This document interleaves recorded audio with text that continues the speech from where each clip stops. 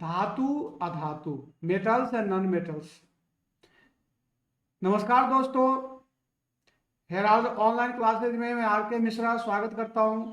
और अभी जो एक क्लासेज चल रही है जिस क्लास का नाम है टॉप टारगेट फैक्ट। नाम थोड़ा बड़ा है, लेकिन क्या है कि मैंने टारगेट ले रखा है कि जो भी परीक्षार्थी मध्य प्रदेश पुलिस आरक्षक भर्ती परीक्षा की तैयारी कर रहे हैं उनको विज्ञान के 15 क्वेश्चन की सफलता सुनिश्चित कर दूं। इसी कड़ी में जैसा कि सर विदित है कि मैंने आपके लिए ब्रह्मास्त्र नाम से पुस्तकें निकाली है और वह पुस्तकें मध्य प्रदेश में काफी लोकप्रिय होती जा रही है। मैं उन सभी पाठकों को धन्यवाद देता हूं जिन्होंने उस पुस्तक को सराहा है और इस उम्मीद पर है कि इससे हम सफलता प्राप्त करेंगे। मैं भी इस पर खड़ा होने की प्रयास करूंगा, फिर भी कुछ कमी नहीं रह जाए। इसीलिए जो मेरा नेक्स्ट टारगेट है कि कुछ टारगेट फैक्ट, जैसे कि डायरेक्ट क्वेश्चन आते हैं, जिस मान लिया कि अगर इसको मैं एक एक क्वेश्चन बनाऊं तो एक चैप्टर से कम 100 क्वेश्चन बना सकता हूं, तो उसको नहीं करके टू दी पॉइंट आपको समझा दूं कि कम शब्दों में आप कर सके। ये जो दिया गया है वो 2016, 2017 एवं 2022 के प्रश्नों के आधार बना के कि आखिर किसी से ज्यादा क्वेश्चन आते हैं उसको ध्यान में रखते हुए मैंने इस कंटेंट्स को तैयार किया है। इसके अलावा टेलीग्राम चैनल पर मैं आपको क्विज कंटेस्ट भी करा रहा हूँ और होगा तो बाद में आपको एक मॉडल टेस्ट पेपर भी दूंगा। और इसके अलावा मेरे सर कृष्णा सर द्वारा तर्क शक्ति की भी क्लासेस ली जा रही है। तो हर ढंग से मैं चाहता हूं कि जो भी अभ्यर्थी या जो मेरे जो पाठक है मध्य प्रदेश में उनको किसी टाइप का प्रॉब्लम नहीं हो। अब इसी कड़ी में आज जो मेरा कंटेंट है धातु अधातु, मेटल्स, ऐसे तत्व जिनमें चमक होती है, जो तार या पतली चादरों के रूप में परिवर्तित किया जा सके, उष्मा के चालक उसको धातु कहते हैं।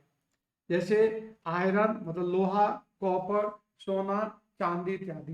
प्राचीन काल में मात्र 8 धातु थे, सोना, चांदी, तांबा, स्टील, शीश, लोहा, लेकिन कॉपर ये इंपॉर्टेंट आपके लिए इसमें से, हालांकि सब इंपॉर्टेंट है लेकिन कॉपर वह पहली धातु है जिसका प्रयोग बर्तनों, हथियारों एवं अन्य सामान बनाने में किया जाता है। धातु के बाह्य कक्ष में जब आप इलेक्ट्रॉनिक कॉन्फ़िगरेशन पढ़ते हो ना, तो उसके अंदर जो बाह्य कक्ष में, जैसे देखिए सोडियम के केस में आ जो है कि 281 है, हमेशा 1 2 3 ही इलेक्ट्रॉन रहते हैं जो कि त्याग करके धनायन बनाते हैं। तो आपको सीखने को क्या मिला? पहला इंपॉर्टेंट चीज है कि धातु की क्या है, क्या क्या शॉर्ट एंड स्वीट में हो गया कि जो तार मतलब कि उसको मेलिएबिलिटी, डक्टिलिटी कहते हैं कि लंबा तार से तार खींचा जा सकता है, शीट के रूप में बना सकते हैं, उष्मा के चालक होते हैं। और दूसरा इंपॉर्टेंट आपके लिए इंपॉर्टेंट हुआ है कि कॉपर पहली धातु है जिसका प्रयोग बर्तन, हथियार एवं अन्य सामानों में बनाने में किया जाता है। नेक्स्ट आपके लिए इंपॉर्टेंट क्वेश्चन है कि इसके बाह्यतम कक्षा में 1 2 और 3 इलेक्ट्रॉन रहते हैं जो कि त्याग करके धनायन बनाते हैं। तो क्वेश्चन क्या हो गया कि धातु धनायन बनाते हैं एक इलेक्ट्रॉन त्याग करके। नेक्स्ट क्वेश्चन हो गया आवर्त सारणी में धातु का स्थान बाईं ओर होता है। दोस्तों जब इसको देखोगे तो कोई ऐसा लाइन नहीं मिलेगा जिससे आपको क्वेश्चन आने की संभावना कम हो, हर जगह से आपको क्वेश्चन आने की कोई संभावना है। इसलिए एक एक चीज को ध्यान रखें। मैं खुद ही इसको बहुत ही माइन्यूटली स्टडी करने के बाद आपके लिए कंटेंट तैयार करता हूं। अब देखिए अधातु वह तत्व जिनमें चमक नहीं होती है, जिसे तार या पतली चादरों में परिवर्तित नहीं किया सकते, जो कि उष्मा के कुचालक होते हैं, उस धातु कहलाते हैं, जैसे sulphur, phosphorus, nitrogen. Next important question है आपके लिए कि बाह्यतम कक्षा में 4 5 6 एंड 7 इलेक्ट्रॉन होते हैं धातु के। और नेक्स्ट इंपॉर्टेंट चीज कि धातु के देखिए 2 8 7 है, 7 इलेक्ट्रॉन है, तो एक इलेक्ट्रॉन लेके इलेक्ट्रॉनिक कॉन्फ़िगरेशन अपना पूरा कर रहा है। तो इसलिए ये जो हो गया यहाँ। तो और अधातु को आवर्त सारणी में ऊपरी भाग में दाहिने कोने पर रखा गया। एक एक लाइन को आप पढ़िएगा, समझने की कोशिश कीजिएगा। नेक्स्ट पॉइंट है आपके लिए कि एक बीच का जो होता है उसको हम उपधातु बोलते हैं। उपधातु के गुण धातु अधातु के बीच में होते हैं, जैसे boron, silicon, germanium, arsenic, antimony, tellurium, polonium. इसको आप याद कर लीजिएगा। अब उस सभी का तत्व के रूप में मैं आपको दे रहा हूं कि धातु क्या क्या हो गया, सोडियम, पोटेशियम, कैल्शियम, मैग्नीशियम, लोहा, तांबा, जस्ता, चांदी, सोना, पारा, प्लेटिनम, रेडियम, उपधातु boron, silicon, germanium, arsenic, antimony, polonium, और धातु hydrogen, oxygen, nitrogen, carbon, phosphorus इत्यादि। अब धातु के भौतिक गुणधर्म, जैसे मैंने आपको बताया कि धातु की सतह पर शुद्ध अवस्था में चमकीली होती है, मतलब इसमें एक अलग चमक होता है जिसको कि मेटेलिक लस्टर कहते हैं। प्रत्येक धातु कठोर होती है, लेकिन कठोरता के लेवल अलग अलग है, क्योंकि धातु काफी मुलायम भी होते हैं, इतने मुलायम होते हैं उसको चाकू से काटा जा सकता है, और कुछ इतने बहुत है कि चाकू क्या उसको काटा ही नहीं जा सकता है। तो इस ढंग से जो आपके लिए क्वेश्चन की जो आपका है कि आयरन, कॉपर और एल्युमिनियम धातु अत्यंत कठोर होती है, इसके विरुद्ध सोडियम, पोटेशियम चाकू से काट सकते हैं। एक मेलेबिलिटी टर्म है कि पीट पीट के चादर बना सकते हैं। यहां से सोना और चांदी का सबसे अधिक आघात वर्णनीय है, इसको ध्यान रखिएगा। और उष्मा के सुचालक होते हैं, और चांदी उष्मा में विद्युत के सबसे सुचालक होते हैं, बोला ना टारगेट है एकदम। और सीसा की उष्मा चालकता सबसे कम होती है, शीशे में थोड़ी अधिक उष्मा चालकता मरकरी की होती है। जो धातु कठोर सतह पर टकराती है और आवाज उत्पन्न करती है, जिसको सोनोरस कहते हैं। धातुओं में तन्यता होती है, और जैसे मैंने कहा बताया कि चांदी में सबसे ज्यादा तन्यता होती है। 100 मिलीग्राम धातु से आप 200 मीटर लंबा तार खींच सकते हैं। मरकरी को छोड़कर सभी धातु कमरे के ताप पर ठोस अवस्था में पाई जाती है। इनका मेल्टिंग एंड बॉइलिंग पॉइंट बहुत अधिक होता है, लेकिन क्षारीय धातु लिथियम, पोटेशियम आदि बहुत ही मुलायम धातु होते, चाकू से काटा जा सकता है। इसी ढंग से यदि अधातु के गुणधर्म देखेंगे तो अधातु में है, अधातु हथौड़े से पीटने पर टुकड़े टुकड़े हो जाते हैं, मतलब वह मेलिएबिलिटी नहीं है उसमें। नेक्स्ट है अधातु को खींचकर तार नहीं बना सकते, मतलब बिल्कुल उसका उल्टा है। लेकिन एक बहुत ही इंपॉर्टेंट कंटेंट है आपके लिए कि ग्रेफाइट अधातु होते हुए भी उष्मा के सुचालक होते हैं। और एक इंपॉर्टेंट चीज है कि अधातु चमक नहीं होती है, लेकिन आयोडीन अधातु होने पर भी उसमें चमक होती है। अधातु का मेल्टिंग पॉइंट, बॉइलिंग पॉइंट कम होता है, लेकिन जो ग्रेफाइट है का उच्च गलनांक होता है।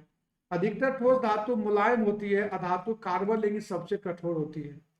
अधातु कमरे के ताप पर ठोस, द्रव और गैस के रूप में हो सकती है, जैसे हाइड्रोजन, ऑक्सीजन, नाइट्रोजन, क्लोरीन आदि। लेकिन ब्रोमीन क्या है, द्रव होती है, कार्बन आदि ठोस होते हैं। ये हो गया आपका इसके बारे में। अब है कि धातु है कि देखिए, धातु किसी भी देश की आर्थिक स्थिति के लिए बहुत ही इंपॉर्टेंट है। जिसके पास जितने ज्यादा धातु होते हैं उतने ही ज्यादा वो अपने को, उस देश अपने को मजबूत मानता है।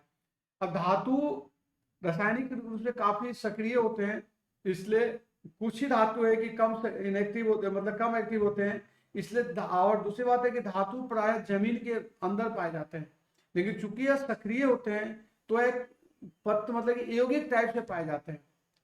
और उस धातु यौगिक से प्राकृतिक पदार्थ जो पृथ्वी के तल पर नीचे पाए जाते हैं उसको खनिज कहते हैं। ध्यान दीजिए, उसको धातु या उनके यौगिक के रूप से प्राकृतिक जो पदार्थ जो पृथ्वी के तल के नीचे पाए जाते हैं उसे हम क्या कहते हैं, खनिज कहलाते हैं।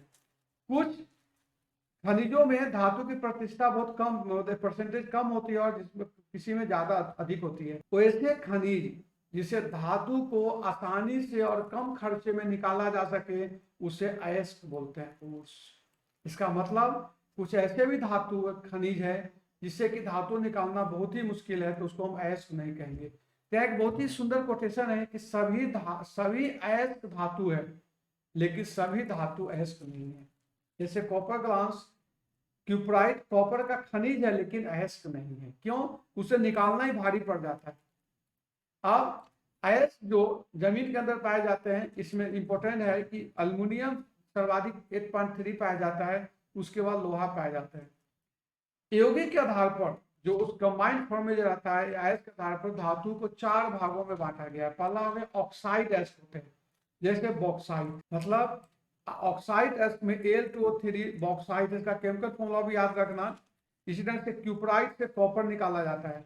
और कुछ ऐसे हैं जो कि आपके लिए बहुत ही इंपॉर्टेंट है, प्लीज इसको लर्न कर लेना, कि जैसे हेमेटाइट का क्या केमिकल फॉर्मूला Fe2O3, जिंकाइट से क्या निकलेगा, जिंक निकलेगा, मैग्नेटाइट से आयरन निकलता है। वही कंफ्यूजन हो जाता है बच्चे को, तो ध्यान रखिएगा यहाँ मैग्नीज का मतलब मैग्नीज नहीं हो गया, मैग्नेटाइट मतलब आयरन के लिए कहा जाता है।